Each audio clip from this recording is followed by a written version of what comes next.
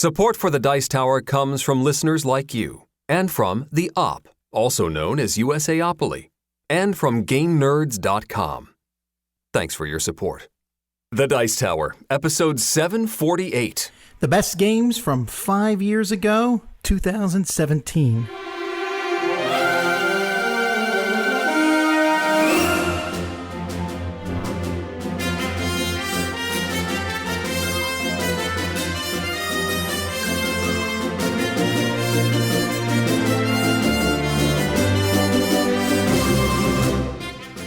Welcome to the Dice Tower, a podcast about board games and card games, and especially the people who play them. On today's show, the four hosts are back together for one more round. Geoff returns to the topic of the weight we place on opinions, and we have a particularly horrific tale. Then, all four of us look back 5 years for our top 10 games from 2017. I'm Eric Summerer, and joining me now, the Athos, Porthos, and Aramis to my D'Artagnan, Tom Vassell, Suzanne Sheldon, and Mandi Hutchinson. Eric, I don't want to be really any of these guys. Well, see, I don't really know a lot about them, really. All of my knowledge of the Three Musketeers is from the movie The Man in the Iron Mask. Oh, that's the wrong one. It's the Disney one that's the best one. Original story. Oh, no, there was the original. There was the Disney one. Not the original I like that one, The too. original ones are from way back when. Right. No, the one with Chris, what's his name, that played the young guy? Oh, Yeah, that one. Chris O'Donnell. Yeah, Chris O'Donnell. Yeah, Oliver Platt, that had Charlie the Ryan Sheen, Adams I theme think, was song in for it. it. But it was the Yeah. Cardinal. The Cardinal, played by... Jeremy Irons? No, you're thinking of Man in Iron Mask now. See, I'm getting him confused. No, it's the guy who was in... Which is really, that's just the story of our podcast journey, and that's why I thought, I'm just confused about everything. Cardinal Richelieu. Tim Yes, Curry. that's it. Tim Curry played him, and that was amazing. Wow, he was in that movie. Alrighty, anyway, we got to get going, folks, because this is a full show. We didn't have an extra person. We have two extra people. Welcome to the show, Mandi and Suzanne. Hello, bonjour tout le monde. Okay, I'm taking French Hi. classes, okay? Sorry. That's good. That's good. You're in the place for it. Yes. Yeah, it's been a while since all four of us were on the same episode together. Yes, we couldn't let the podcast end without a quartet episode. Yes. Yeah, usually it's like a best of year. Well, we are doing a best of year, and we're doing one of 5 years ago. We'll get back to that later. I'm a little disappointed here that of the four, we're talking about some games here. I'm a little disappointed that my game, I believe, is the least of the four, maybe. Okay. Well, I don't know. I have not played any of your three games that you are about to talk about, but I would like to play all three of them. One of them is happening in a week or two. One of them will happen a little bit after that, and the other one I have to find because I never heard of it. Well, that's Wait a minute, Suzanne's. which one have you never heard of? Oh, yours. Of course. Of course, yeah, exactly. Yes. So, Suze, you have to convince him is really the goal here. Well, I figured I would have to include a Roland right in my last episode with you guys, so who knows if Tom actually wants to chase it down. Well, no, we'll get to that when we start with it. Let's start with one that I really want to play, but I just haven't been able to get to the table yet. Go ahead, Mandi. Okay, so I have been playing a lot of games lately, but this one, I have to do a shout out to my fellow Canadians for this one. So this is Creature Comforts, and this was published by Kids Table Board Games, and the designers were Berta Taylor. And I actually played this first on online with everybody, and I really enjoyed it. Spoiler, I know I'm not supposed to start with that, but here we are. So the game is as cute as it sounds, and you are literally spending seasons trying to collect different goods and collecting items, squirreling everything away, literally like little animals, in order to complete some objective cards and gain points. So the game, I think it takes 8 rounds or so, and it's counted by some cards that change throughout the seasons. There are a variety of spaces on the board for you to kind of go and take these actions. And you're working with dice, which is really fun. And you also have your own personal board. So the dice, it's one of those things where you have a set of dice, and then kind of the communal dice are rolled. And you're able to take actions based on the numbers that are on the dice in combination with your own, and also with the common dice. And everybody gets an opportunity to use those dice dice. You complete all the actions depending on where you've gone. That may include getting little kind of buildings you can use or other people can use to give you points, completing objectives, or potentially gaining resources. And the game ends at the end of the 8th season, and you'll know because the cards run out at that time.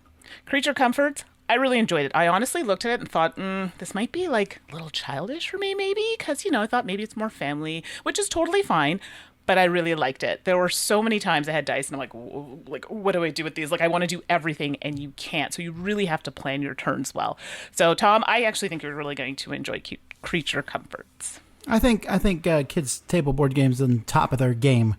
The quality of the games, the focus of their games. They're not putting out 20 games a year. Right. They put out this one, they do a really good job on it and go to the next. And yeah, the reason I would have played this one already was that we were fixing up the library, and so I was like, I know where this goes. It goes next to all the other kids' table board games because they all look nice together. Right. And then I forgot it was there, so I missed playing it for a week and a half. So I will get it out soon. Yes, well worth it. You're bound to miss a couple at some point. Of course. This is I also good. missed the next one, Eric, but that's not for the same reason. This one, I just haven't had the time. Oh, okay. Well, you'd need to cut off a little bit of time. This isn't tremendous heavyweight, but it is a longer game. That is Boon Lake. This is, I guess, the latest or one of the latest from Alexander Pfister.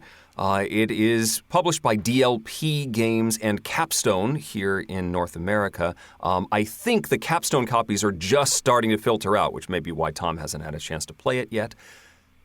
Art by Clemens Franz, another big name in the board game sphere. In Boon Lake, you are settling this big map, the Boon Lake region. I don't think it actually has a real geographical analog in the real world. It's just this territory with hex areas and a river that runs around it and bridges that run from different sections. And you are going to develop this area by putting down cattle fields and building buildings and raising your cattle herd. That's it. That's the word I'm looking for. The way that this is all done is with this cool action selection mechanism. You've got a bunch of panels that sit in a track. And every time you choose one, it's going to move to the bottom and all the others push up. So the ones that have not been done in a while have a certain benefit of how far you move along the river, which offers bonuses and also controls the pace of the game. So the faster people move along the river with the actions that they take, the quicker the game is going to move. But somebody chooses one of these actions, and it gives them some sort of benefit, like you're going to get to play a card of a certain suit, and then you can place one of your people out on the board, but then everybody else is going to get a benefit as well, much like games like Race for the Galaxy or Puerto Rico. There is a benefit that everyone gets when a particular action is taken. And you basically take turns like this, triggering these actions and putting more things out on the board, opening up more scoring opportunities for you. These cards, every time you choose an action, you get an opportunity to play a card in a particular suit. There's 3 different suits. And managing that economy of getting more cards into your hand so that you have the opportunity to play something useful when you take an action. You're building this tableau, you're automating processes, getting resources in, spending them to do other stuff. There's like little cool levers that you can install on your player board that then you can use once per round to trigger things and get special bonuses and stuff. It's a lot of sometimes literal levers to pull in this game, much like a lot of Alexander Pfister games. I'd say this is a similar weight to Great Western Trail. And I did like it a lot. That action selection is cool. The timing is huge here because you have to watch when people on that river are going to cross a scoring threshold, which causes stuff to trigger and reset, and you want to time it so that you get the maximum benefit before that happens, or maybe control it yourself. And so the actions you choose, how far you're moving down that river is very important. And where you're building your stuff, the bonuses you get for doing so. It's a lot to juggle, but it's a very rewarding game and one that's going to be a lot of fun to explore. I don't own this one. It's one I'm going to have to go to a friend's house to play, but it is one I want to play again. And that's Boon Lake, all one word if you're looking for it on Board Game Geek. BoonLake, one word, from Alexander Pfister and Capstone Games. I wonder about this one because, like, it's so easy to meet a fan who's like a fan of one of his games but not the others. And I'm not talking about his little games. That's almost like a different category. But his big games, Great Western Trail, Maracaibo, etc. Blackout Hong Kong. So some people like one and don't like the other. So that's why I'm curious where I'll land on Boon Lake. Yeah, I guess I haven't seen that phenomenon. I really like Great Western Trail, and I liked this one as well. I would put them very similar in appeal. All right, Suzanne, justify these giant dice bouncing off the cover. It's such a dumb graphic design choice. I mean, there's only so much some of the publishers over in Europe do with these style of games. I got to look this up now. Right? Okay. Splitter. Splitter is a roll and write game designed by Stefan Nikolic, and it is published by NSV Games. I ordered this online from a European outlet, and that's why I have it here in the good old US of A. Splitter is a really simple concept. You open up the box, there are 2 different pads of roll and write paper for 2 different boards. So essentially it gives you 2 different ways of playing. There's some little pencils and then just 2 standard D6s. Really simple. Yep. Everybody gets a square of, a sheet of paper, the same pattern, and then on a turn, these 2 standard D6s are rolled, and then people do something with the numbers that show up. Now, what happens is when you look at this grid, there is a dotted line down the center of this grid of squares, and that demarks the half mark of this shape. And so how this works with the 2 dice is you have to put one value in a square on the left half and the other die value in a square on the right half in the exact mirrored position.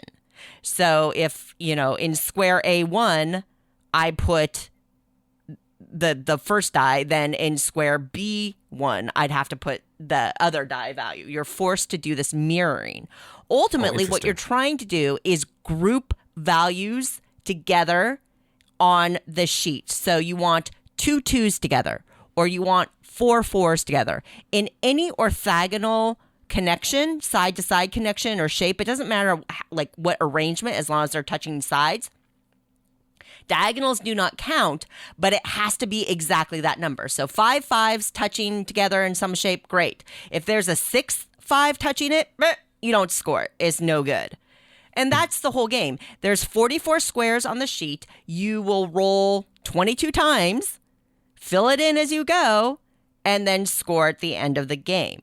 So the trick is really with that mirroring effect and planning ahead, giving yourself some leeway in terms of where you have flexibility to place random numbers that are going to pop up. There are stars on the sheet, and if you manage to get a number on a star spot and score it, then you will double that score, because ultimately an isolated 1 will score you 1 point. A group of 4 will score you 4 points. So you're scoring points according to the value as well. And it's really that simple. It's that mirroring effect that the twist really comes in. And it's a solid twist to a roll and write game. This was a game that I played, and I immediately went to go look up the designer to see what else they had done, because I was intrigued by it. And it turns out, at least according to BGG, they haven't done anything else. Which is cool and interesting. So I like that they give you 2 sheets. One of the sheets actually has hearts too, which adds another little scoring challenge. It's super simple, super fast to teach, fast to play, as long as somebody doesn't get wrapped up in AP, because I have, some players might get a little wrapped up in that mirroring effect.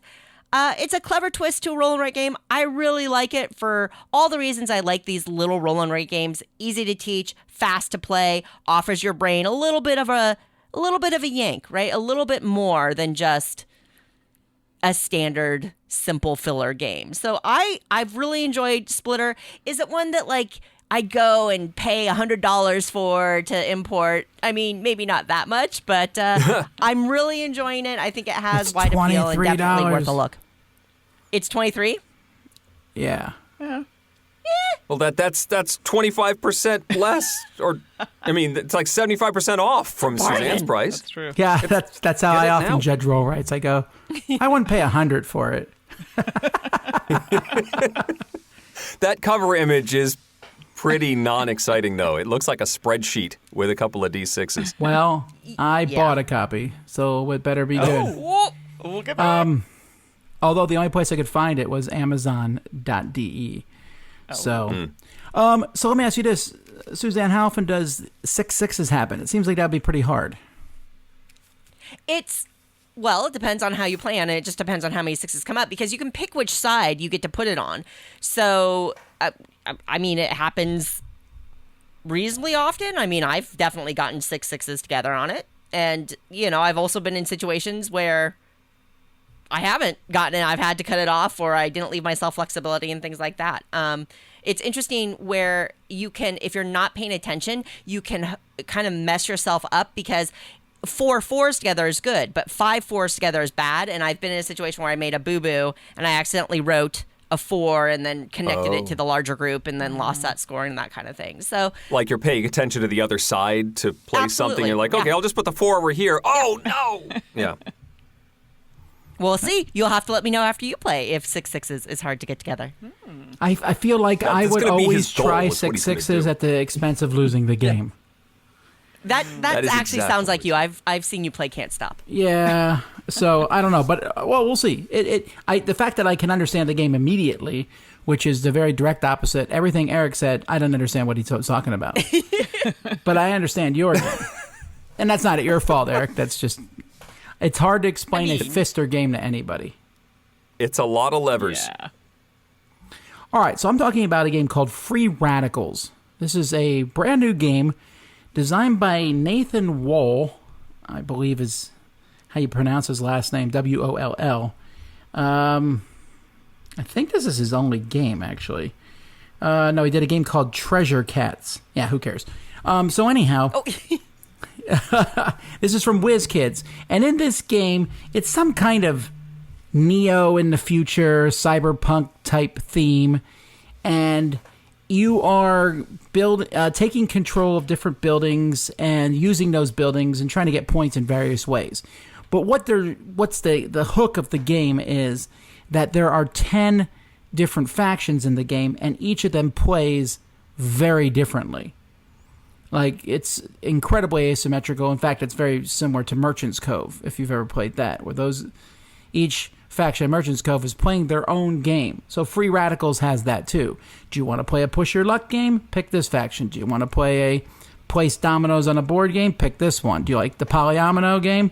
One of them is that. One is a stock game. One of them is play cards and upgrade those cards. So they're all doing similar actions that affect the main board, which is you're getting resources to build these buildings and then use these buildings. And you're moving along an influence track. That's in the middle of the table, and everybody is trying to do that. But on your turn, you go through your own sheet. So you look at the sheet, you'll go to step 1, step 2, step 3, and the steps are going to be different for each player. Now that's pretty cool if you're the kind of person who is a cult of the new style, by which I mean if you're someone who likes to play new games all the time, you get to play this one 10 times. And it's new each time. It's different, yeah. Well, no, I mean it. And I think that some people will really like that aspect of it. The biggest problem the game has, I mean, this is all cool, and the graphic design, it's very gaudy, but it's, I tend to not dislike gaudy. We've seen you dress, yes. Okay. Hang on, guys, I need to write, you're unrelated, I'm writing something down. Totally random, unrelated. Yep. Anyway, it's one of the most multiplayer solitaire games I've ever played. So one person I was playing with played the pickup and delivery faction. Mm-hmm. And it was they were like thinking about it so hard on their turn that they actually got a piece of paper and wrote down what they were going to do, as they went through the different factions, and they they ignored us completely. And then when it came their turn, they're like, okay, this is what I decided to do. Boom, boom, boom, boom, boom. And I have to say, when the times that I played, no matter what faction I picked, that's what it was. I thought about, how am I going to do my faction? How am I going to try to score points? You would occasionally look at the board and go, oh, you bought that building, and if I use that building, you get a bonus. Well, you know what? I'm going to do it because I need to use that building. Like, I never chose to not use a building because it might give someone a bonus. I never... You're moving down this track, so also I might move farther on the influence track than everybody else, obviously. So I guess that's kind of some interaction, but it's very little interaction. That might appeal to some people. I think some people might really like that. But the problem I had with Merchant's Cove is the same problem I have with this. I don't know. Have any of you played Merchant's Cove? I have Nope. not. No. All right. So Merchant's Cove is very similar, where there's 4 different factions that are playing a game, and you can add more if you buy expansions. And it's a really nice production. But my question is, what if all the factions were the same? Let's say every faction was the same. What would you rate the game? Would it be a high-rated game? No, and for all of them, each of the games is okay. And for me, the main game in both of these is also okay. Now, Mike has Merchant's Cove in his top 10, so you can take what I'm saying with a grain of salt, or him. But I just felt like the game itself isn't exciting. It's neat that there's 10 different things. I'll be like, oh, Eric, you like pick up and deliver. And, I don't know who likes polyominoes the best. Who is it anyone here? It's me. It's Suzanne. That's I like Suzanne. them. All right, then you It's get the me. polyominoes, and Mandi, you might want the economic one. Sure. And then I'll take one that says you're adventuring with knights and paladins, and yeah, you're not really, and that's cool, but I think the novelty of it then is over. When you're done, you're like, oh man, you might play a few more times because you say, oh, I'll try a different faction. But the main game isn't interesting enough in Free Radicals. So I don't know. I'm curious to see what the general reaction will be, because I've gotten this one fairly early, so I haven't been able to see like anyone else's opinion other than the people I played it with, and all of them said the same thing. They said they did not care about the other players at all, not in a negative way, but just they were so concentrated on their own game, and it wasn't that interesting. No one said it was bad, but no one raved about it either. Yeah, this is one I was interested. The art, I actually really enjoyed the art, so I don't know what that says about me. Well, no, I did I'm just like saying it, it's very bright and vibrant, Sure. and there's color cubes. Although they do the one thing, companies, why do you make scoring tracks with cubes that are plastic, but only leave enough space for one cube? Yeah. How are we supposed to stack them? It doesn't work. Unless there's a rule that you do the leapfrogging thing, and then that's a whole cool Right. thing that you can do. That kind of went out in the 90s, though. That doesn't happen much anymore. No. Oh, I swear I played something that had that leapfrogging rule recently. What was it? Was it a racing game? Was it Boon Lake? It may have been Boon Lake. I'm trying to think. Maybe not, though. I honestly can't remember right now. But I remember counting spaces and not being able to stop on the same space as somebody else. Yeah. Anyway, keep going. I want to know about the title. Like, what are they referring to in the title? Is this a game about chemistry, or are you, like, freeing these radicals from something? No, you are. These free radicals are giant mysterious objects that have appeared around the world, creating a huge evolutionary leap in technology. Oh, it's not like about I'm pretty sure. antioxidants and I'm oil pretty of sure Olay they or rolled 2 random words on a random word chart and said, "Let's call the game this." Gotcha. Okay. Sorry, I was confused. I wasn't listening to anything you said. I just couldn't get past the title. Free radicals. Speaking of free radicals, we should hear from our resident expert on science, technology, and psychology. 3,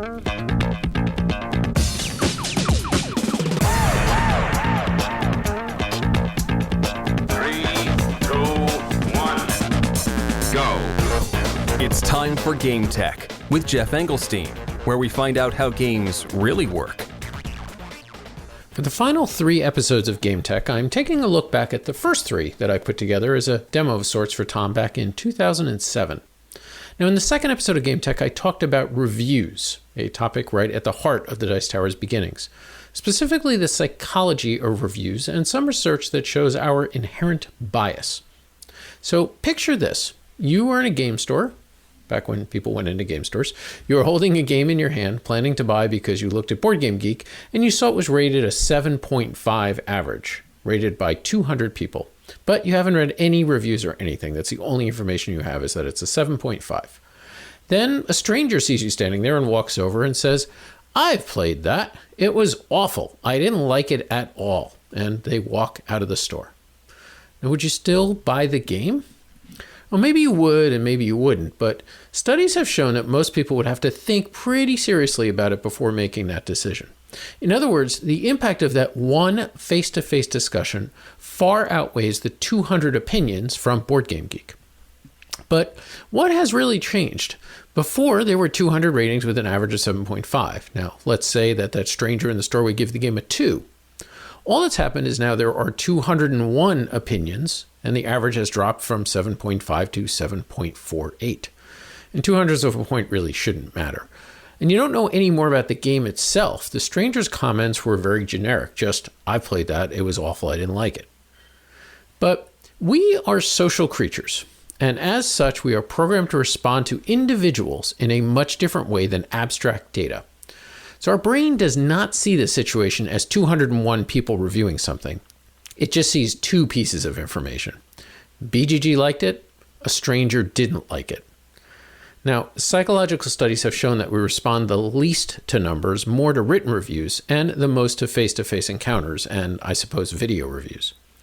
Now, in the intervening 15 years since I first talked about this phenomenon, the internet has demonstrated that it is perhaps truer than ever. The rise of internet influencers has shown that the personal touch far outweighs aggregate ratings. Many of these people aren't even reviewers per se. They simply endorse or just use a product on a stream or in a video, and sales get a bump. As I said, we are social creatures. We react more to people than statistics, even if the stats are bound to be more accurate. For example, if you're preparing a Kickstarter page, you would never just include something that says 87% of playtesters rated this game an 8 or higher. You'd have a video of someone giving a testimonial. And even if that person clearly states on a video that this is a paid testimonial, it still will have more impact on people than that statistic. So be aware that your brain is hardwired to give more weight to someone saying, "I give this game a 2, I didn't like it at all," rather than just seeing a rating of 2 with no comment, or talking to the person actually in real life. Yet, in reality, they all have the same information. And 100 people giving a 7 has even more information, especially compared to that stranger just making generic negative comments. By understanding our inherent bias towards certain types of information, we can all make more informed decisions. This is Geoff Engelstein with Game Tech. So I like backing up Jeff's point about you listening to a real person that you can see more than you listen to hundreds of ratings. I feel like that extends to the relationship that we have with people who listen or watch our reviews. And it's always nice as a consumer of review products to find the reviewer that you connect with. And so you always take that particular person's opinion above a lot of other people. And I think it's all like a gradient, who you trust, even though there might be more numbers on one side. A single opinion can sway that and balance it in weird ways.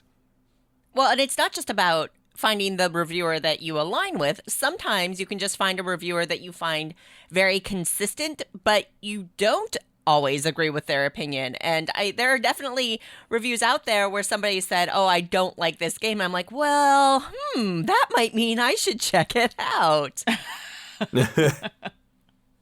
But for sure, like, knowing somebody really matters. Yeah.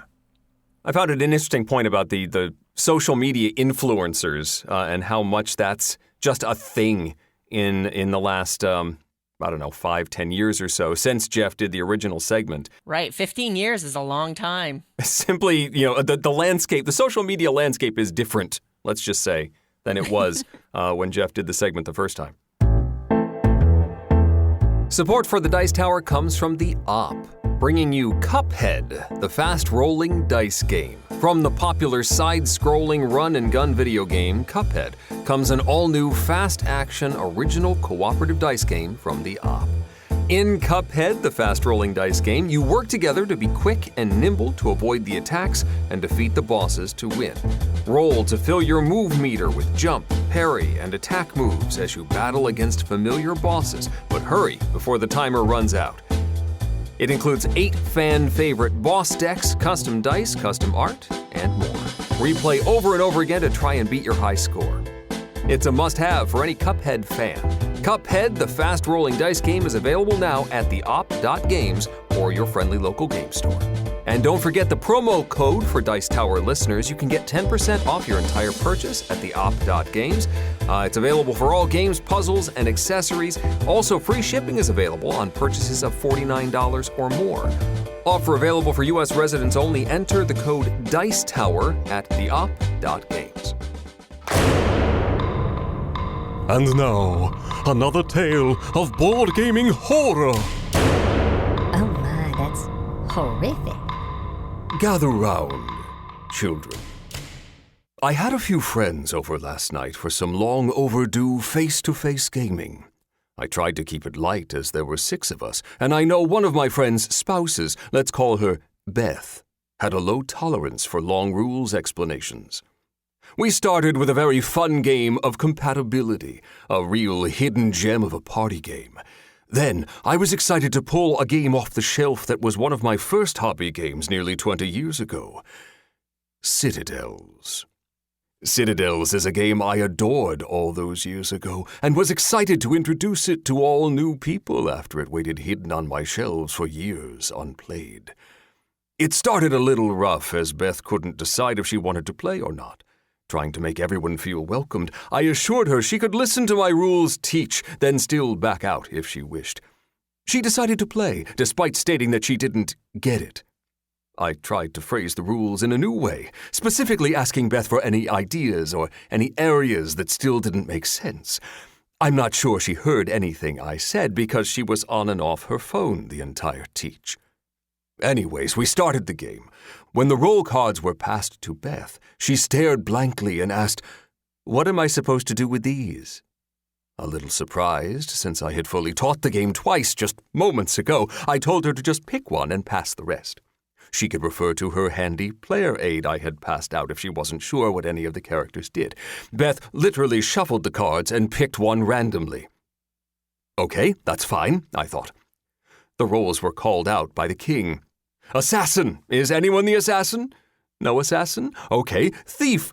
Then Beth chimed in. Oh, wait, I'm the assassin. Okay then, you can pick a character to murder.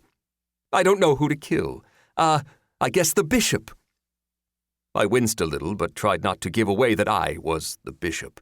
When it got to my turn and I lost my whole turn, Beth still didn't seem to grasp that she had caused anything.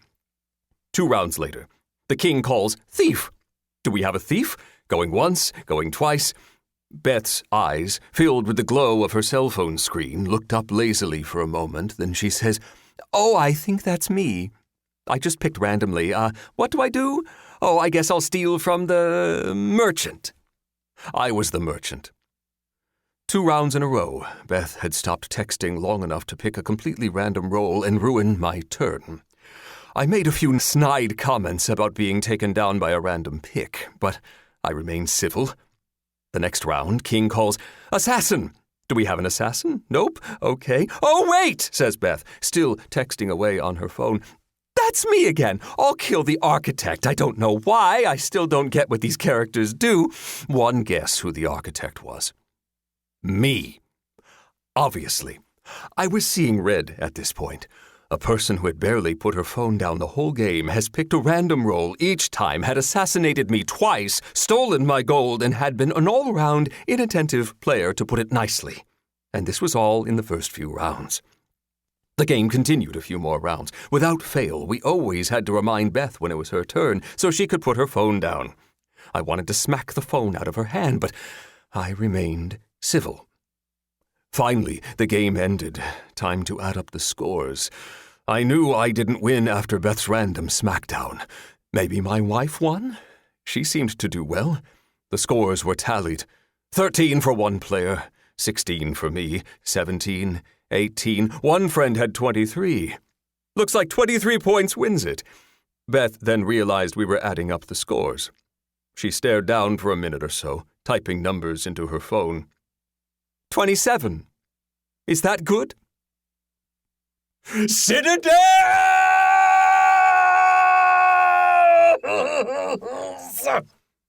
Did you send us in, Eric? No. I'm a little dizzy now, though. Quite the roar at the end. Ugh. It sounds familiar. This is like what you... Not the texting part, though. I always like the, let's call her Beth. Yeah. Are we calling her Beth because her name is Beth? Exactly. Maybe. We don't know. It's so good. I could say who sent it in, then we might be able to track it down, but I won't. I don't know, Eric. You've played a game or two of Citadels. Have you ever had an experience like that? Yes. Yes, I have. Not the texting part, but obviously my frustration with the game is that I was constantly assassinated when I finally get the role that I really wanted.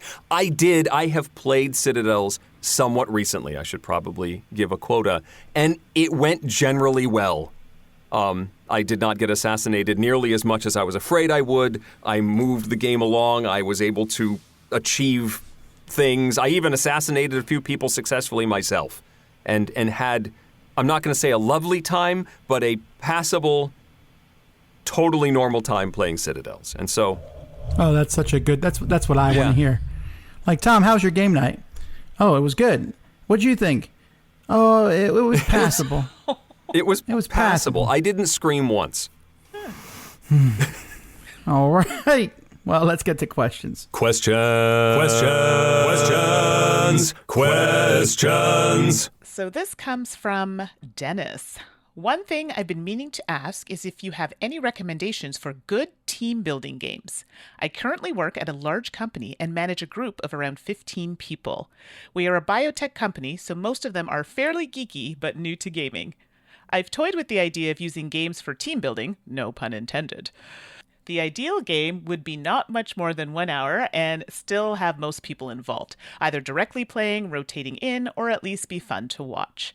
We've played Wits and Wagers with custom questions about our group, which works, but I was looking for something different. Some people in the group have played Pandemic, but I worry that it's only limited to 4 players and not sure how fun it is to watch. In a previous job, we had played The Resistance. Hear me out. This actually worked well since it focused on a lot of nonverbal communication, handles a large group, and was also fun to watch. Any other ideas? Oh, and bonus challenge points if this could work over Zoom. Oh. I've got an answer. Oh, okay. I have a couple too, but you go first. Okay, I'm afraid somebody's going to steal it. But this one actually stretches the bounds of board game. It's one that Engelstein mentioned at some point called Keep Talking and Nobody Explodes. Oh. That's not for 15 people, is it? It could be. So this is a game where one player is faced with a console. It's a Steam game, an app-assisted game. One person's looking at a console with a bunch of bells and whistles and levers and pulleys and buttons and stuff. And they don't know how to operate any of it. And the rest of the group has a printed out manual. And for a group this large, you'd probably split up the manual and have different sections or people with different sections that they're in charge of. And you are trying to communicate what the person is seeing on the console, and then the people who have the manual are trying to communicate what to do with the stuff, the bells and whistles that they're seeing. And if you were doing this over Zoom, you'd probably turn off the camera so that you can't see the person who's looking at the console and they can't see the people. So you have that extra verbal communication aspect. I think that would work well. I had a couple games, and don't even laugh at me right now. They literally just went right out of my head. The names. Oh no! Because I went first. I'm sorry. No, it's okay. I was like, don't forget, and then I forgot. I so just jumped in front of you. I'm sorry. No, it's okay. It's my fault. I mean, I'll describe them, and I'm so sorry if I can remember them. I will say, actually, Suzanne will probably remember as I'm describing them. But one of them was a Pandasaurus game. I think John Gilmore did it, and it came with a bunch of shapes. and you had to kind of put the shapes together based on cards that people had. And Mental blocks. that's it. Thank you. That is great, Eric. Thank you so much. Mental blocks. And I did that one. I have to tell you, there was some frustration, but it was like fun frustration.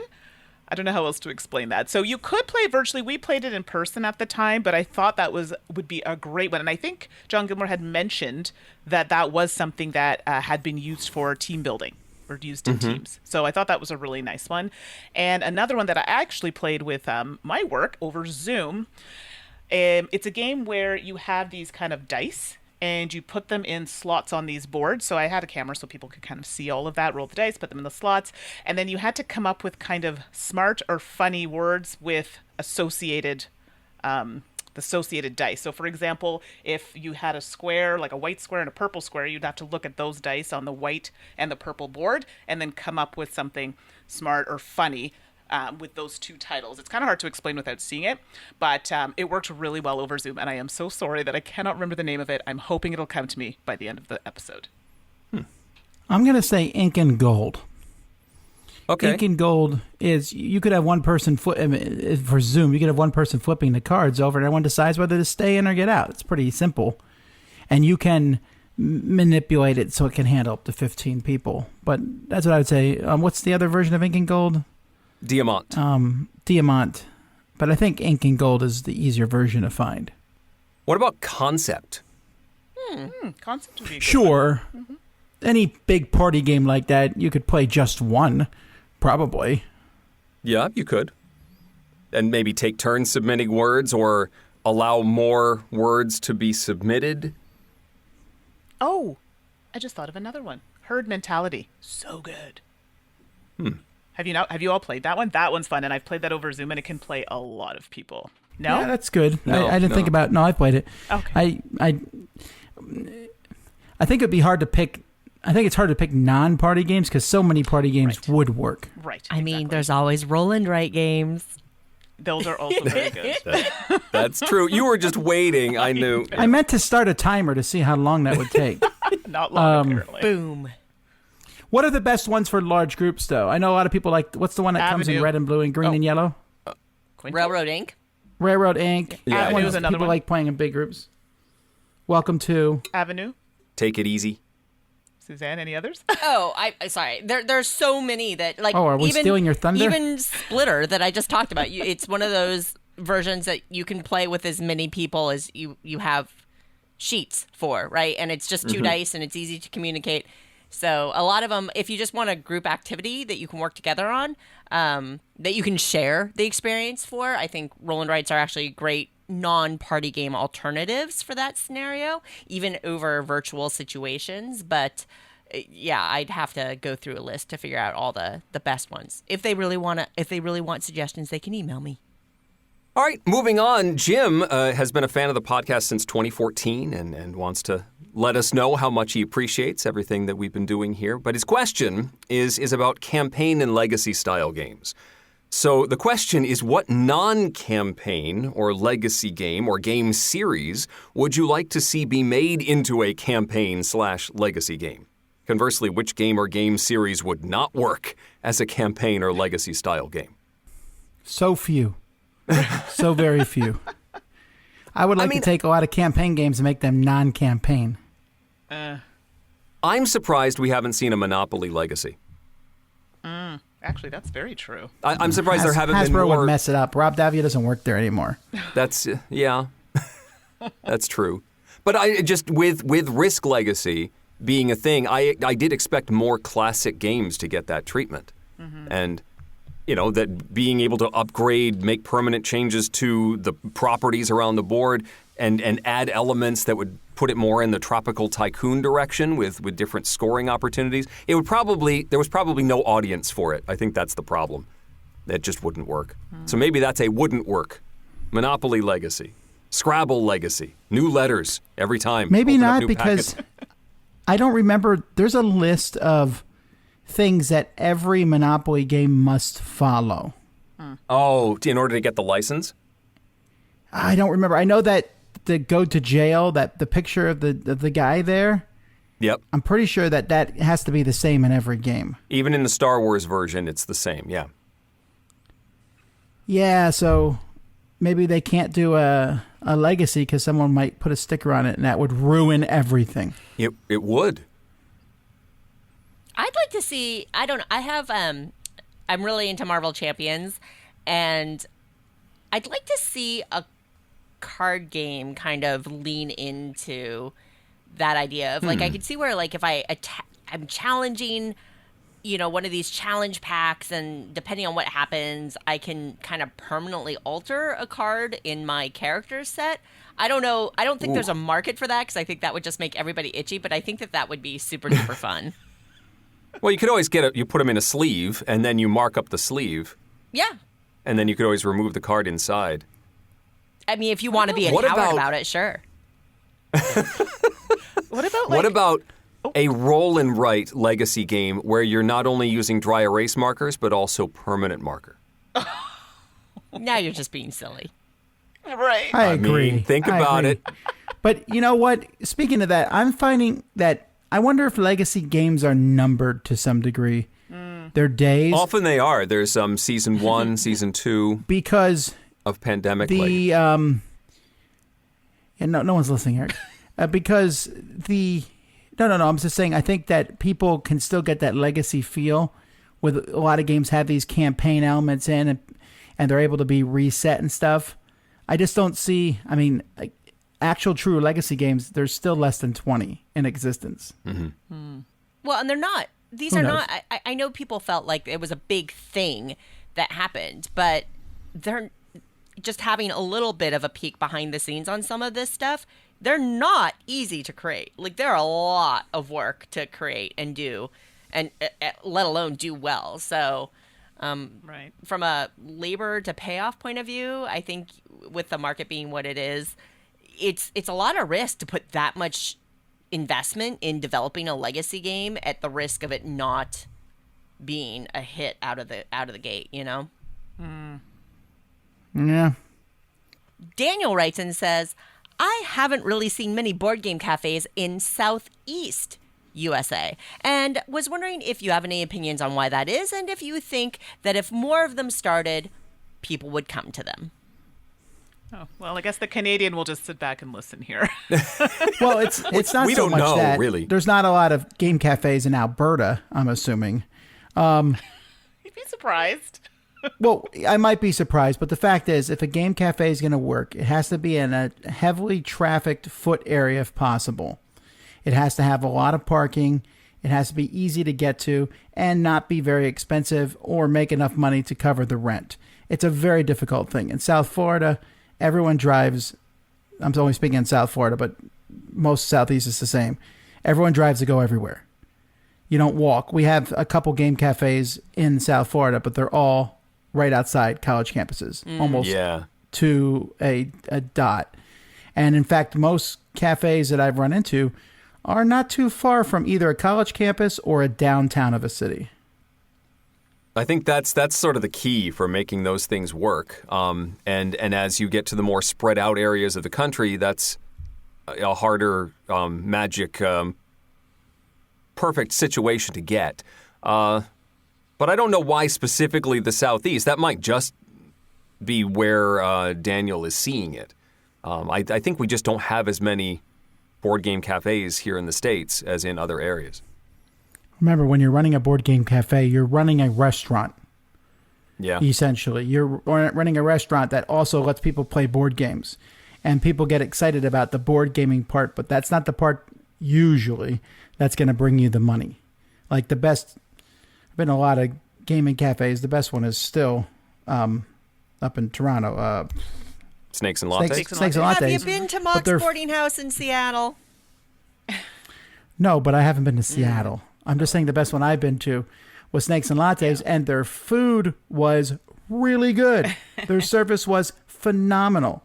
They had a good selection of games, but that's secondary, I think, to the other things. Right. All right, that's it for our questions for this episode. Time to delve into our monster-sized top 10 list. It's a Dice Tower Top 10! The Dice Tower's Top 10 list is brought to you by Game Nerds at GameNerdz.com. This was hard, Tom. Well, here's my theory. So I've said for a long time that I think 2012 is one of the greatest years in gaming. We said that. I have. And I just said that like the last episode. Anyhow, 2017 is 5 years later, and I put this list together, and I was like, holy cow, so many good games. And we're going to see this because we should have tons of crossover, and we don't. We have some crossover, but not tons. This is a phenomenal year, so I'm thinking this is a 5-year thing, which means this year is going to be amazing. That we're due for an amazing year. I'm calling it. Sure. Okay. That's a bold prediction right there. I don't know. This was just going through the list, making a short list. I haven't gone back to look at what I named 5 years ago as my top games, but I think there's been a lot of shuffling around. I don't think it's going to look a lot like what I'm saying now.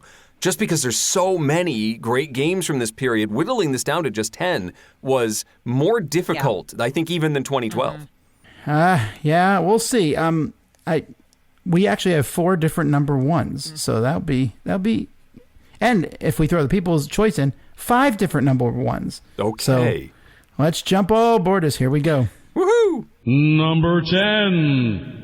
Kick things off with a game that is on someone else's list, higher than mine. So I will, I'll take this card and wait for their turn. Oh boy, well, you're all gonna love me because I too have a game that is higher on someone else's list. It's the same game.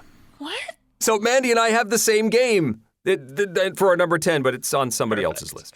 Well, my game is not on anybody else's list. In my number 10 spot, Magic Maze. This is a real-time cooperative game in which you're taking fantasy characters through a mall, and it's amazing.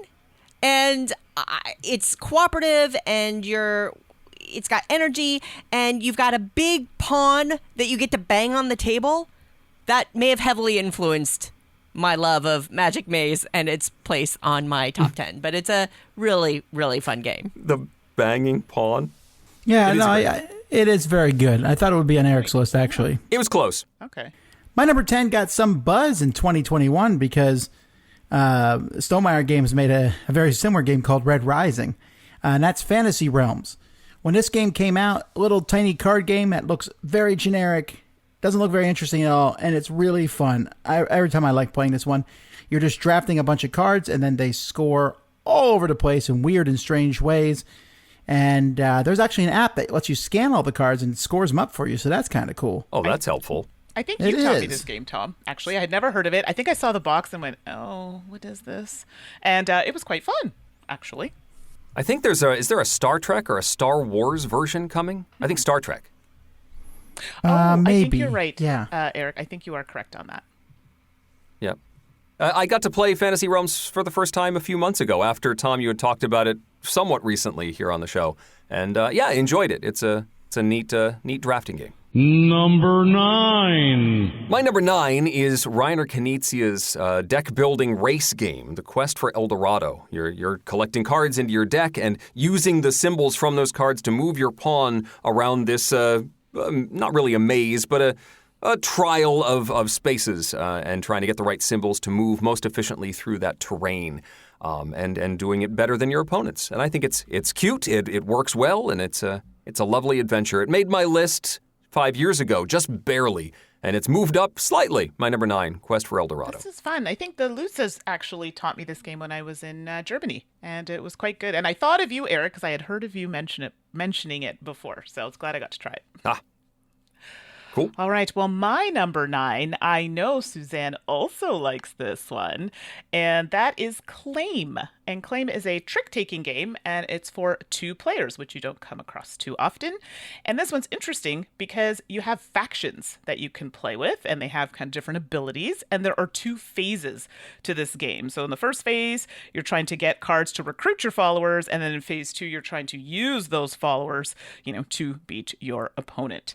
I didn't think I was going to like this game at first. I'm like, there just seems to be a lot going on. Can I tell you, it's in like a really small box and it's so much fun. I think I have like all the expansions for it.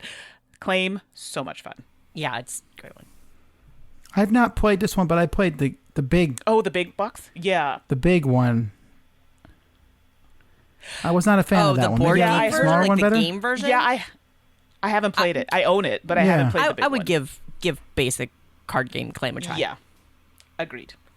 Well, my number 9 is higher on somebody else's list, so I will take a break and check my stock of silver and cacao. Oh, we're being that obvious then? Okay. My number 9 is not Jurassic Park, and it will show up on someone else's list later on. Number 8. I would talk about my number 8, but there's all this glazed pottery on the ground I gotta clean up. Wow. And now that I'm hearing all of this, I feel really ridiculous for not catching this sooner. Oh my gosh. So my number 8 I can discuss, and it is Altiplano. Which was my number 9. There it is. See, I knew you would really enjoy this one. Mine's just a little bit higher, and it's a bag building game. So as soon as I heard that, I was like, hey, I'm all about it, because it's similar, kind of along the lines of Orleans, but it's set in more of a South American highland, the Andes kind of atmosphere. And I think the game drew me in because it has a picture of, oh, don't at me, is it a llama or alpaca on the front? Which one is it? I think it's an alpaca. Alpaca? Okay, I know someone's going to be like, Mandi, how come you didn't know this? That really drew me in, and I love the atmosphere of the game. But, you have goods that you're working with, fish, alpaca, cacao, silver, corn, all sorts of things, and you're trying to sell to a market. You've got a couple boards, your own board, the main board, moving around, using those actions. A lot of fun, and it is actually a pretty weighty game. So Altiplano, for me, is delightful. Yeah. Does the alpaca have a name? The mascot on the front of the box? I don't know. That's a good question. I feel like I don't think so. It should. Why does it need a name? You're going to be using it as a rug later. It needs a name. Wait, I'm thinking of a different animal. Oh my gosh. Sorry. What are you doing in Altiplano? I'm going to move on. You know what I'm doing in Altiplano? Nothing, because it's themeless. It's fun, but it's themeless. Wow. Stop. It's pretty. I'm not arguing that. It's a good game. It's a good choice. Yep. But it's themeless. It was on my list last time we did this, but it's fallen because I don't think I've played it since. Okay, I see. Well, my number 8 is higher on somebody else's list, so I will just see where the chips fall. That's better. Okay. All right, my number 8 is Charterstone. So we just talked about legacy games, and 2 of them came out in this year. One of them is not on any of our lists, which surprised me, Eric. But that's right, you still haven't played it. Anyhow, my number 8. Charterstone is a legacy game. It's not on the list because of a legacy game. Because as a legacy game, it was fine. But now that it's finished, I can play it. I actually have a copy in the Dice Tower library of a finished Charterstone game. That I built it because I wanted to have buildings in certain spots. And it's a pretty good worker placement. I tend to like worker placement games anyway. So a lot of fun. Charterstone.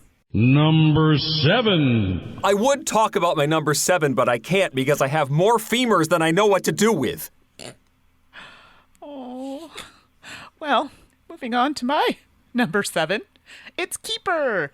And Keeper is, I would say, fairly heavy game, but still keeping in the Key series. So if you're familiar with those, you might know this one. I really liked this one because, of course, it's worker placement, but it had those boards that you can flip and move to have certain things visible so you can get those particular resources. So I was all about that. I thought that was really smart.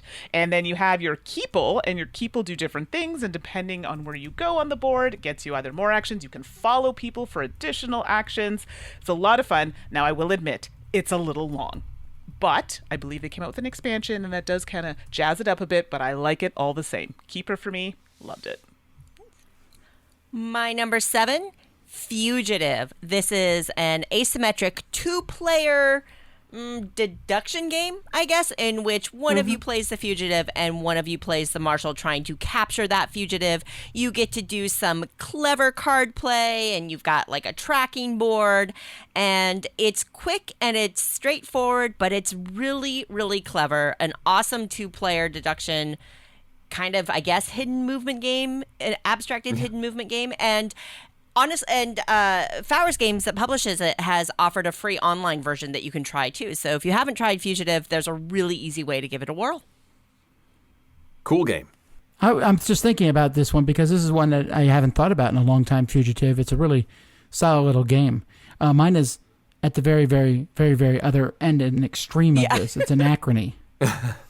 So, Anachrony, which I have not played since I really like the game, but I haven't played it since it came out in this massive version that took me, I don't know, several hours to put it all in the new box. But there's a giant time-traveling game in which you are trying to make your vision for the future happen after this cataclysm is going to destroy Earth or whatever.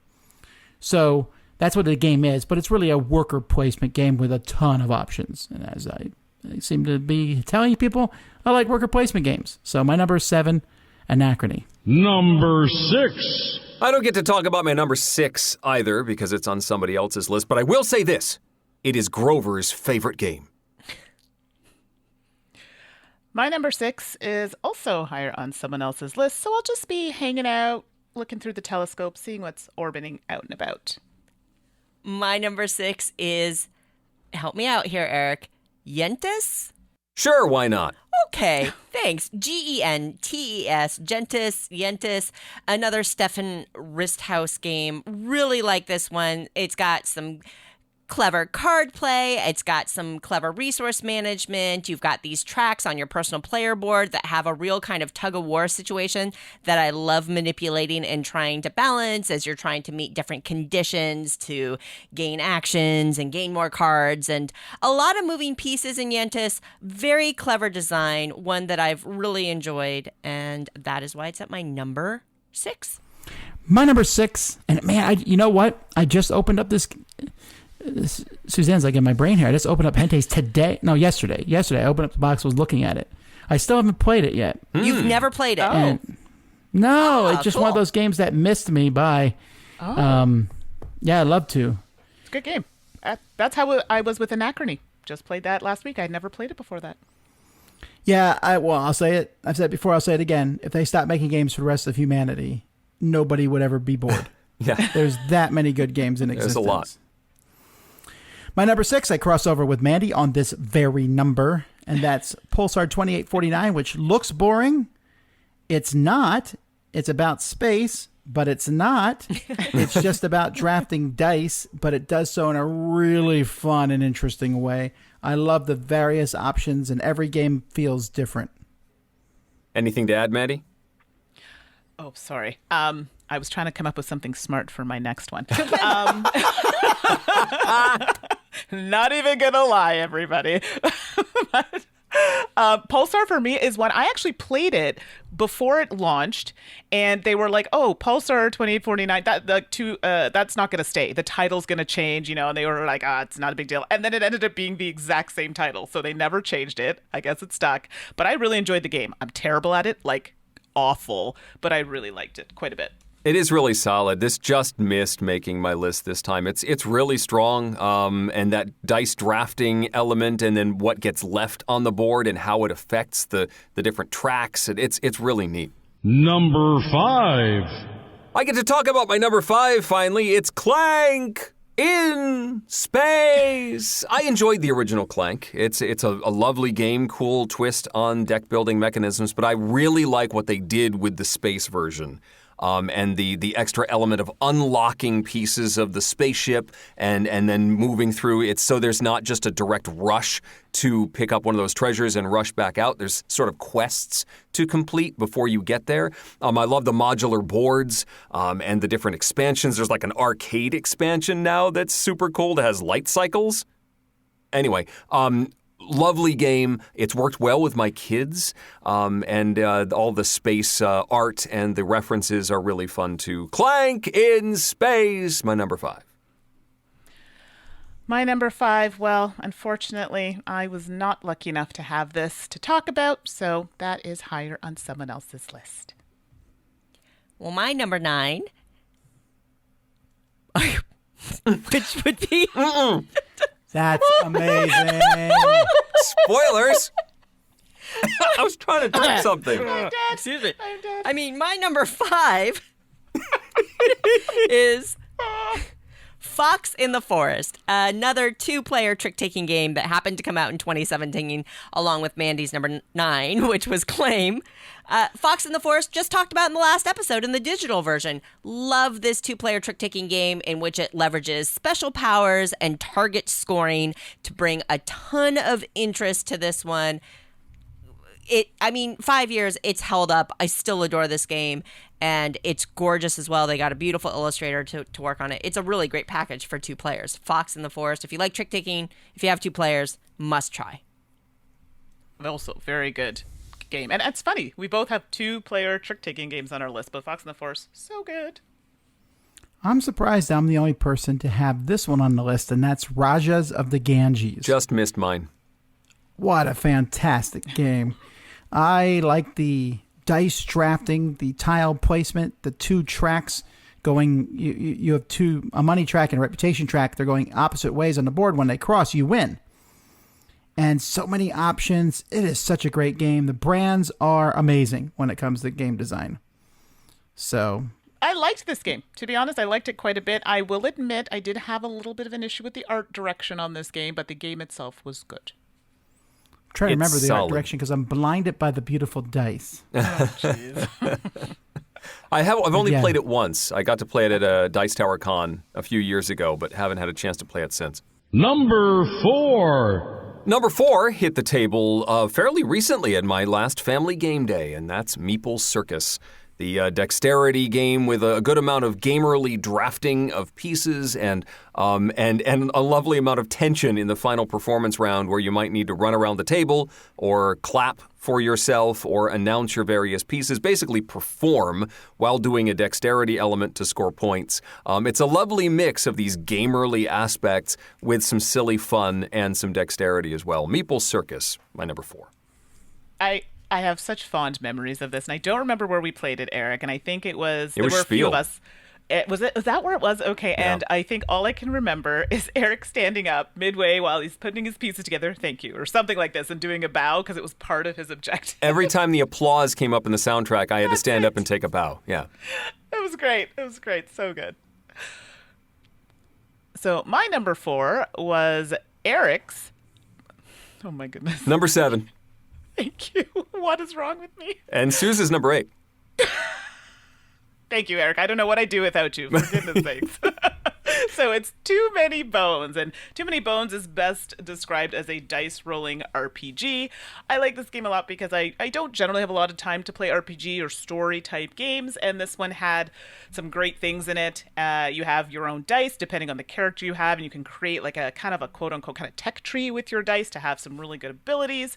The baddies that you fight are on these really great mats, like component quality in this game was amazing, and different types of enemies, you have to attack differently, and I really enjoyed that as well. And some of the things that you can get, some of the objects, trying to also lockpick, so you've got some puzzle aspect in there as well. It's just so much fun, and I really wish I had more time to play this more often, but Too Many Bones for me is such a winner.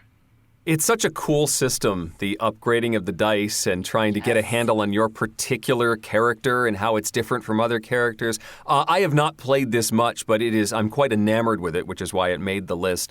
I don't know who I would play this with. I've hemmed and hawed a few times over picking up a copy of one of the different versions of the game, and just haven't been able to pull the trigger on it because I'm not sure who I'd play it with or if I'd have the time to do so. But then I think back and quite fondly remember my time with Too Many Bones. Oh, well, if you're wherever at a convention, Suzanne and I are more than welcome to play with you. We would love it because we had such a great time playing on the cruise with some lovely people. So, Well, I actually just pulled this out maybe a month ago because I'd missed playing it so much, and I made an effort to get it back to my table and just played it solo because it's such a great game. So I'm glad you put that on your list as well, folks. I'm feeling a little left out here. Well, make better choices. It's a good game. It just didn't make my top 10. My number 4 is higher on somebody else's list. I'm going to stick around and hopefully I won't get burned by Tom on this one. No. Oh, anyway. My number 4 is Century Spice Road, which was Eric and Mandy's number 10. This is the first of the centuries. It's hard to believe it's only been 5 years because these games feel like they've been out longer than that. That's true, yeah. Actually, I think playing Century Spice Road was where I met Mandy for the first time. Oh, wow. Yes, it was actually, because it wasn't even called that at the time. It had a totally different name. So Oh, That right. was You actually, got I to think, like play a- it was like a the Emerson 15 or something. prototype. yeah, like it was very, very basic at the time. But I remember Tom playing it over and over and saying how much he enjoyed it. Yeah, it's still one of the few games that plays 6 players really well. Right. And I like any game that lets me make a quick choice and the next person makes a quick choice. I wish more games did that. You know, earlier when I was talking about that game, the Free Radicals, your turn could be 5 minutes maybe. I like 5-second turns. They're fun, you know, and then you're already thinking about the next one. Just, it's great. And the whole trilogy, Golem and all that stuff, that's all well and good. And I like them all. But Century Spice Road's still a special spot for me because it was so much fun. Yeah, good choice. And I find it's easy to introduce to newer players. Any friends I've introduced it to really like it. Yeah. It's a cool engine building game, nice card economy, trying to figure out in the puzzle of how do I get these cubes to become these cubes to come up with this set of cubes to be able to fulfill an order, and making that all work in the system is a cool puzzle. Number 3. My number 3 was my number 1 when we did this list 5 years ago, and that is the Unlock system. This is my favorite of the escape room games. It uses cool app integration, and as time has gone by, it's only gotten more and more interesting in the way it has pushed the envelope on what this sort of escape room genre can do. But even just in its basic form, the combination of the cards becoming the next card that you look for in the deck, the puzzles that you're figuring out in the app, the searching for things. I like the searching for secret things on the card. And, you know, oh, wait, is that a number 7 hidden in the clouds? Oh, well, I can find that card in the deck. I really like the way the whole Unlock system comes together, and it's still one of my favorites. Number 3, Unlock. I didn't put this on because I'm kind of holding off on. I'm starting to feel like these are not necessarily I'm just not including them in my games anymore, and on a list of board games. But I think the Unlock is amazing. Yeah, they're a lot of fun. So my number 3, I believe, was Tom's number 9, and that is Dinosaur Island. I fooled all of you. Trying to guess what my game was. I remember seeing this on Kickstarter and going, oh my goodness, the colors remind me of, wait for it, Varney. If you are my age or older, you know 100% what I'm talking about. The colors are super 80s, and it just grabbed my attention. What? You don't know the brand Varney? I don't. This is not a Canadian thing, I don't think. Maybe it is. Okay. I know Jim Varney. How do you spell Varney? He played Ernest. Vuarnet. I've never heard maybe of it was this. a Canadian thing. I thought this was like a global thing. Never mind. Maybe only my Canadians are going to get Guys, that do you one. see what I have to deal with every episode? I'm sorry. Oh my goodness. I just said I'm sorry. You did say you were sorry.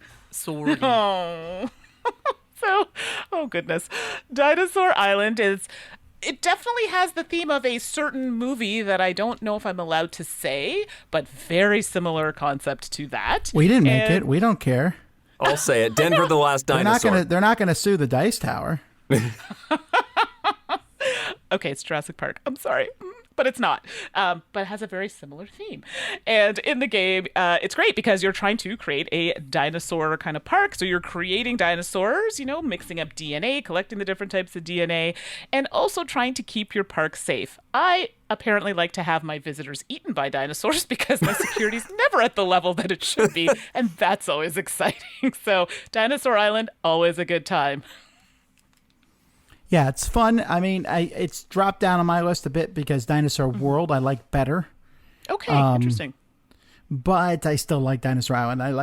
It's a very thinky game. It's less about the dinosaurs rampaging, and it's more about building a fun park. So yes, exactly. And it has a good theme that makes sense. What's yours, pick? The colors are awesome. Nice. Thanks, Tom. Thanks for that lead in. My number 3. Transitioning. Yeah. I heard your transition. My number 3 is Heaven and Ale. It's a game all about monks and beer. So I don't know what the problem is. It's designed by Michael Kiesling and Andreas Schmidt, and I think that those are great designers paired together. It's a slightly heavier game, and two of the things that I just love about this game is the action selection track. It's one of my favorite mechanisms. I love it in Francis Drake as well, where you can go around the action track and you can jump to the action that you want to take, but you can never move backwards. So I love that kind of action track worker placement mechanism. I think it's genius. I love it in Heaven and Ale. And then you've got this personal player board where you're planting hexagons. You've got a shady side and a light side. You're managing a ton of resources that you're pushing up separately, and you're trying to monitor them all. A ton of moving pieces, a ton to think about, and it's a lot of fun, whether you like the theme and setting or not. That's Heaven and Ale. No, I'm just messing. I think Heaven and Ale is a fine game. It's very themeless to me, though. But it has one of my favorite mechanisms, the ratcheting, where you can go as far as you want but can't go back. Yeah, exactly. Yeah, I like that. Oh, too. I actually didn't realize it was called ratcheting. I just learned something. That's excellent. Yes, me too. No, I'm just trying to make this happen. Okay. No, I like that Stop too. We were trying to figure out what that was. Fetch happened. Yes, Eric, this actually became a thing after that happened. This became a thing when we did our top 100 on, and people are telling me that's not a good name for it, but I'm sticking with it because I like it. My number 3, it's weird to me that my number 3 is number 3 because in any other year it'd be number 1. That's how much I like this game.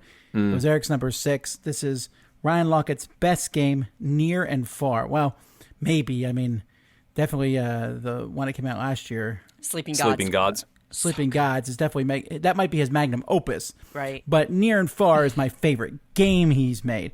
It's a fun game with stories. I thought it was a nice step up from Above and Below. I really enjoy it. The sequel to it is coming out. Actually, it's out right now. I'll give you my thoughts on that in a future episode, but I did just say Near and Far is the best game he's made. Okay. Now and Never is the sequel. That's what. Yeah. Right. I really like this one. The box is just chock full of stuff. I remember saying that it felt like there was an entire world in here. And just so much to explore, different modes to play with, so many story elements, and a good game to go around it. It wasn't just hunting for the next story. There was actually sort of a cool game to play in the process. It's such a strong product from Ryan Laukatt. Number 2. My number 2 is my favorite of the historical variations of Pandemic. That's Pandemic Rising Tide. This is the one that's set in the Netherlands where the disease is water itself. And how do you inoculate against water? You can't. You have to build dams against it, build machinery to deal with flooding. Just a very different twist on the mechanisms. It has the same turn structure as standard Pandemic, but the way everything develops on the board is very different. And I find that a really cool challenge and a blast to play. Pandemic Rising Tide, my number 2. I just said I wanted to play. There's many of the Pandemics I have not played. And I was like, I want to play many of these old ones. And the one I don't care if I ever play is this one. Oh, this is the one that one of the Splotter designers is the co-designer on it. Oh, maybe that has something to do with it. That it might. Oh. Is this the one you taught me, Eric, or is that a different one? Oh, boy, I'm not sure, Mandi. Okay. I know it may have been this one. It may have been Iberia. No, it was this one. Okay. I have not played Iberia. I've only played Cthulhu and then this one. Okay. My number 2 was Eric's number 8, and that is Azul. And this game, so I don't know if people know, I'm part Portuguese, and this game literally speaks to it. Just the tiling, and you'll know the plates, the blue and white plates. Everybody knows what I'm talking about, just Portuguese. They were in your house at some point. This reminds me of those plates that are in the house. But that's not what it's about. In Azul, you're drafting tiles, and you're trying to put them on your board and create lines of the same color, vertically and horizontally, to try and get points. Obviously, trying to group them beside others to get more points. Ideally, you'd like to fill up your board as much as possible to get some of those end game points. This game is absolutely ruthless at 2. Oh my goodness, I didn't know it was that cutthroat, but I kind of like it. So, Azul, very nice one for me. I mean, this has the advantage of being very simple to understand mechanically, but then has a lot of depth in how you can interact with the other people. It also has that success factor of being a great crossover game. and an entry point game for people. My mother has played this one. My son played it and really wanted a copy and wanted to get one in our library. And so it's had a lot of success in reaching out to new gamers as well. And that's part of why it was on my list in the number 8 position. Azul. My number 2, Mini Rails. This is a distillation of a train game in many ways. Such a streamlined, simple game that has so much depth to it. On your turn, you're just going to either buy a share or build tracks. The way that the trains come out randomly from the bag, the importance of turn order, oh my gosh. The whole thing, the way prices are manipulated, the whole thing clicks so beautifully for me. It plays in about an hour. It's a brilliant design and one that I thoroughly love. Mini Rails is my number 2 of 2017. Very nice. I like this one a lot. My number 2 is one of 2 giant games that come out in 2017, and also I'm the only person to put both on my list. But that's okay, because I feel like the people have my back on these. This one is Seventh Continent, a great storytelling game, map building game, pulp adventure, very different game in which you go around and you explore and try to solve curses that have been put upon you. I have a blast with this game. It is so much fun, but it is big and expensive. The Seventh Continent. It's one that I've only dabbled in and want to play more. This is one of those I haven't played enough sort of titles, which is why it's not on my list this time. Yeah, I went in on the second Kickstarter. I went in heavy on the second Kickstarter. I've never even opened the box. Oh no. You haven't even sorted the cards? No, I haven't had a chance to. I just... That's half the fun. I need sorting help. cards. Well, we can play it when Ashley and I come for a visit. Deal.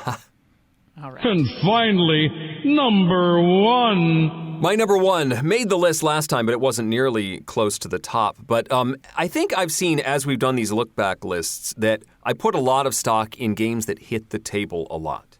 And that matters whether it works with my family and just how appealing it is to the people I'm going to play it with. And that is certainly the case with Stop Thief, the Restoration Games reimagining of the 1970-something classic hidden movement game. And the new version has so many ways to play. You can play the regular one where everyone is trying to find one hidden person, or you can play with a one versus many aspect, which is what my son loves to do. He loves being the guy who hides and seeks from everyone, tries to give us all the slip. You can play a cooperative mode where you're all chasing and working together to solve the puzzle. It's got puzzle aspects, deduction aspects, a little bit of luck, and just a lovely flair for the whole thing, which is why Stop Thief is my number 1 game from 2017. So before I say my number 1, I know I'm driving you all a little wild here. I remember the game from earlier. A team building game. I'm sorry, it's random. This is what happens when you have ADHD. It just pops up there. Okay. And the game was called Match 5. Okay. So note that in case you want to check That's it a out. good party Match game. 5. See, exactly. And I played that one over Zoom and it worked very well.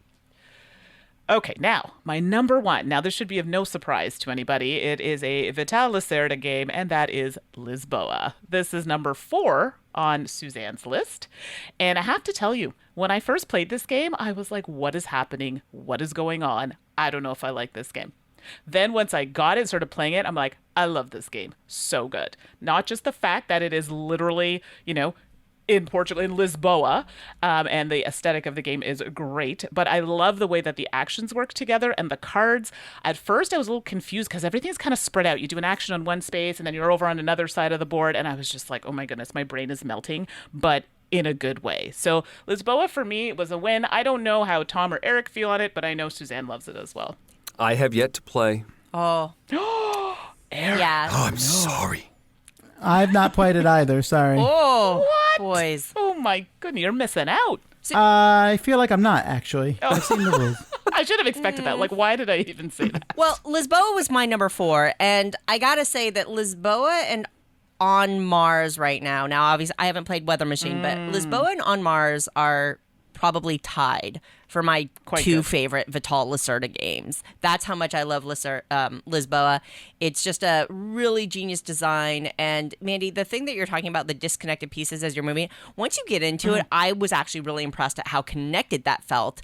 And because Vital Lacerda designs with setting and theme and story forward, I find that he manages to make those pieces connect in a way that is meaningful as you're exploring the game. And Lisboa's beautiful product, beautiful game, really great. Good choice. I'm glad to see it was your number one. Oh, thank you. All right, my number one. Eric, in similar ways to what you were just saying, I value games that get played. What hits the table. And I guess in this case, how many copies have I purchased might also be another. What did you say last week? Scale. 8 copies? I've definitely purchased more than 8 copies of this game. Wow. Number 9 is my number one game of 2017. This is a game in which you have tiles that are squared off numbers. A deck of cards you're going to flip over a number, and then everybody has their own set, and they lay the numbers out. Ultimately, what you're trying to do is cleverly mash these numbers, stack them up together, layer them on top of each other, fully supported, because at the end of the game, you will score points based on what level of your stack you've managed to place these numbers.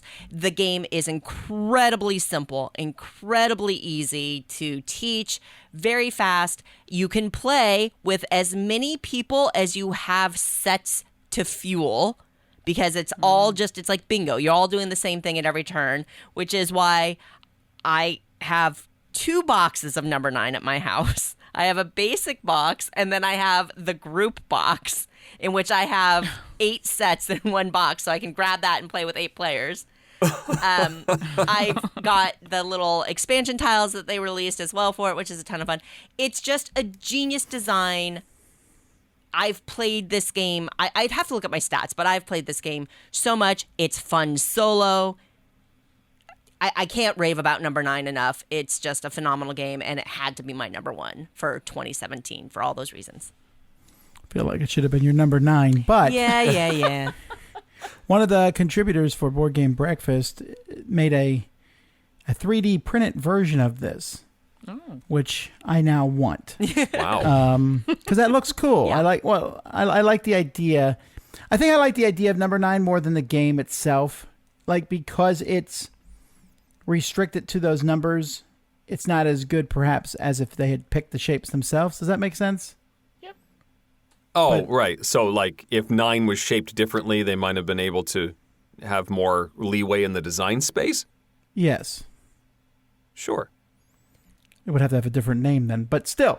All right, my number 1 is Gloomhaven, which, incidentally, I don't think I'm ever going to play again. To be clear, I've started playing Gloomhaven on the Steam application, and it's amazing. Yeah.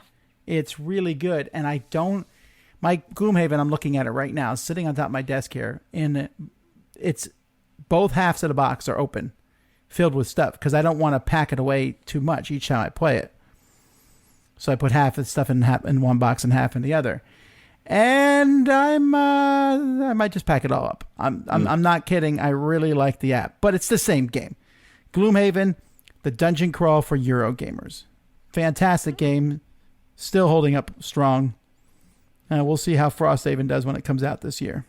I remember when Gloomhaven came out, Tom, and a while ago, ages ago, you were very I just don't play solo games, right?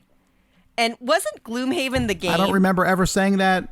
I play solo games all the time. I cannot confirm or deny. I recall, there were some episodes there where there was just a lot of Gloomhaven chat from you.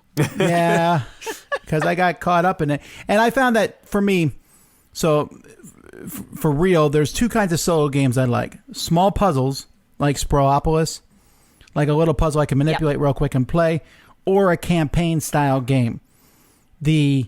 I'm not interested. I don't know why. It's hard for me to pinpoint, if a big Euro game comes with a solo variant, I'm like, meh, I want to play against people. Fair enough. So it's just different kinds. All right, let's see what the people said. Number 20, Anachrony. I have to say, I'm really surprised it was that low.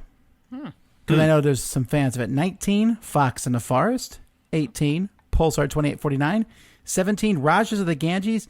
16, Downforce. Another great restoration title with bringing back a classic racing game and such a great implementation. Yeah, I got to say, Eric, do you play Stop Thief more than Downforce? I do, yeah. But Downforce is great, and it almost made my list. But yeah, Stop Thief hits the table. My kids like Stop Thief more than Downforce. Yeah, I think Downforce, might have been my number 11. I really like Downforce. Yeah, I'm not allowed to put it on my list. Yeah, that's fair. Well, you can do what you want. I didn't tell you couldn't put it on your list. You could have made it all 10 of yours. I might have said something then. You might have said 15, Codenames Duet. I like Good this one. This was actually my favorite one. 14, Gaia Project. With very popular follow-up to Terra Mystica. 13, Clank in Space. 12, Ethnos. None of us put Ethnos. That was on my short list and it got knocked off. I liked it, but not enough for a top 10. I never got it to the table. The next one, I feel like we're going to have to apologize to all the angry fans for Spirit Island. I know it's a great game, folks. There was just a lot of great games that came out this year. Yep. There were. It made my short list. I finally got a chance to play this one recently and really enjoyed it. But it's one of many.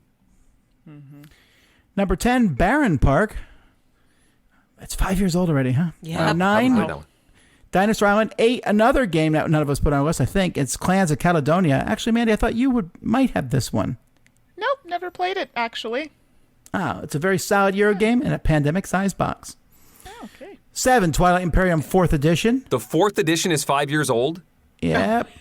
Wow. Eric, you're old. I know. Oh, man. Number 6, Century Spice Road. Number 5, Pandemic Legacy Season 2. I like the exploration in 2. That's really cool. 4 is the Quest for El Dorado. Oh, wow, 3, that high. It is high. That's 3 is surprising to Sagrada.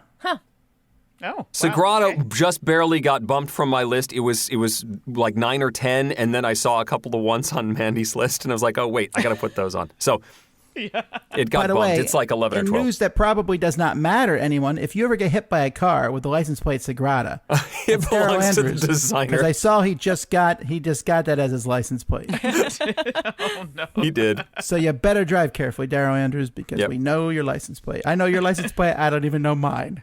All right. Number 2. This one really surprised me. Number 2 is Gloomhaven. I thought it would be number 1, but no, number 1 is the Titanic Azul. Wow. Yeah, Azul still, which has sold millions of copies. Well, a wider appeal, I think. There's a wider swath of gamers that have purchased and enjoyed Azul. Gloomhaven, while great, is an epic game that is going to appeal to a certain number of people. Whew. That was one long top 10, everybody. I hope you enjoyed it. So, man, 2017, a great year. It was a lovely, lovely year. Yes. Now we're down to 2. So some cool episodes coming up in the future, folks. We hope that you come by and listen to them. I have no idea what's planned. In fact, I haven't even planned the final episode, really. So it'll be a surprise for me. Great. That's always good. You like that. That's what you told me. Anyhow. Yes, that is my favorite. And I'm looking forward to hearing more about Mandi and Suzanne's new show. You promised some details next week of what you have coming up on the horizon. I'm excited to hear it. Absolutely. Now, quickly, before we go, I wanted to go down memory lane. The first time, do you remember the first time we all worked together as a quartet, Mandi and Suzanne? Oh, my goodness. It's been a while. It was the Gamma Trade Show. I don't even know what year it was, but we were all there, and I remember going to get pastries with Suzanne. She told me where the best place to get cheese Danish was. But we were all working, we do the whole day of live streaming for the Gamma Trade Show, and Mandy all working together on was not eating rotations. desserts. Oh, It was Lent. Oh, that's right. It was Lent, and I was very upset. Yeah, and I was very upset about much eating dessert. And Suzanne kept pointing out more of them to us. Yes. Yeah, they were horrible, everybody. Horrible. Yeah, we weren't even a little Yes. sympathetic, were we? I do remember that. We were terrible. That's just mean. But anyway, I've enjoyed the roller coaster ride that it has been to work with the two of you, and I hope we're able to do something fun in the future as well. Absolutely. Come on now. It's going to be amazing. I'm so excited. And I appreciate everything, too. I have much more to say, but I'm saving much of it for the final episode, folks. Oh, that's one of the surprises. Well, you'll see. Maybe. I really do need to work on that. There's 2 conventions happening here on top of each other. Plus, there was a Who did that? Kickstarter. Who scheduled that? What? Well, actually, this time I can clearly say not me. That's true. Okay. So no, don't even try to throw that back on me. Yeah, you're right. You're right. Also, there's this other, COVID's still happening in the world and school, and it's fantastic. So, Yes. Hey, folks, I don't want to make things sound bad. We're really glad. I'm glad Mandi and Suzanne came, and I'm glad we were able to talk about a year with so many great games together. Yeah, that's so, fun. thank you all for watching. Thank you all for listening. Where are you? Until next time, I'm Tom Vassell. I'm Suzanne Sheldon. I'm Eric Summerer. And I'm Mandi Hutchinson. And you've been listening to The Dice Tower. Thanks for listening. Promotional consideration has been provided by game publishers in the form of review copies of games. This episode, number 748, was recorded on February 3rd, 2022. Mandi and Suzanne are answering questions next week, and in 2 weeks, Tom and I wrap things up with our top 10 games of all time. This podcast is supported by listeners like you. Thank you for your continued support. And speaking of support, the Jack Vassell Memorial Fund is dedicated to providing support to members of the board gaming community in their hour of need. If a catastrophic event has become more than you can handle, find out how we can help at jackvassell.org. The Dice Tower is produced by Tom, Mandi, Suzanne, and Eric, with assistance from Rob Searing, Chris Yee, Mike DeLisio, and Roy Kennedy. Groans from Suzanne are brought to you by Pun Fair. Timothy Pinkham composed our theme, and hosting is provided by Game Nerds, your all-in-one solution for all your nerdy needs at GameNerds.com. Let us know what you think of the show by posting to the Dice Tower Guild at BoardGameGeek.com, following the Dice Tower on Twitter, or by emailing us at tom@dicetower.com, Mandi with an I at dicetower.com, Suzanne at dicetower.com, or Eric at dicetower.com. And don't forget to visit the other shows in the Dice Tower Network, including Rolling Dice and Taking Names, All the Bits, This Game is Broken, Blue Peg, Pink Peg, The Secret Cabal Gaming Podcast, and Dice Tower Tonight. Find your next favorite at dicetowerNetwork.com. Until next time, from all the gang at the Dice Tower, have fun gaming. I think the meds are kicking in. That could be. That could be. People are going to be wondering. I can't wait to hear the theories.